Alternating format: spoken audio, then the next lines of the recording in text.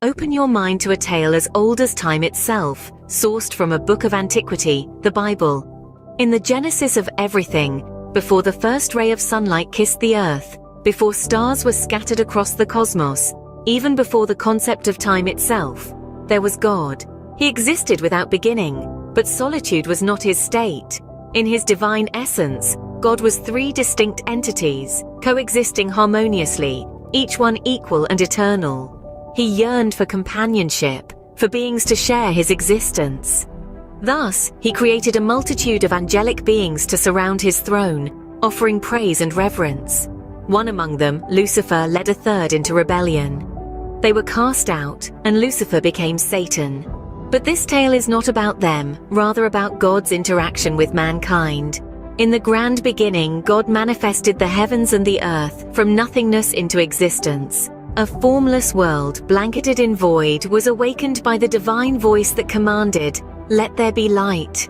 This was not the work of evolution. God created all things by merely speaking them into existence. Over 6 days, he painted the canvas of earth with plants and animals. On the 6th day, he crafted a new being from the dust, breathed life into it, and man came into existence named Adam. God conversed with Adam daily, and life was blissful. Seeing Adam's solitude, God created Eve from Adam's rib, a mate for him. They were innocent, unashamed of their nakedness, and they began to populate the earth. Such is the tale of the genesis of everything, a divine narrative of creation and companionship. The Garden of Eden, the paradise where Adam and Eve dwelt, was a utopia where they communed with God. In its midst, 2 trees stood, the tree of life and the tree of knowledge of good and evil. God commanded Adam and Eve not to eat from the tree of knowledge, warning that disobedience would result in death. However, Satan, disguised as a serpent, convinced Eve to taste the forbidden fruit. She shared it with Adam, and their eyes were opened to their nakedness. With this act, sin entered the world. Fear replaced innocence, and they hid from God. But God, in his omniscience, knew of their disobedience. Punishment was meted out. The serpent was cursed to crawl on its belly, and enmity was placed between it and Eve's descendants.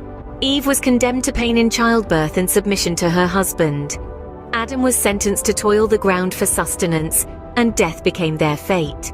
They were banished from Eden, and the tree of life was guarded by cherubim and a flaming sword.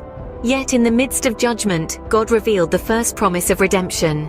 He prophesied that a descendant of Eve would crush the serpent's head, indicating the future victory of mankind over Satan. This prophecy pointed to Jesus Christ, who would conquer sin and death. Thus, even in the fall of man, hope was kindled. Join us in the next episode as we continue the journey through the pages of Genesis.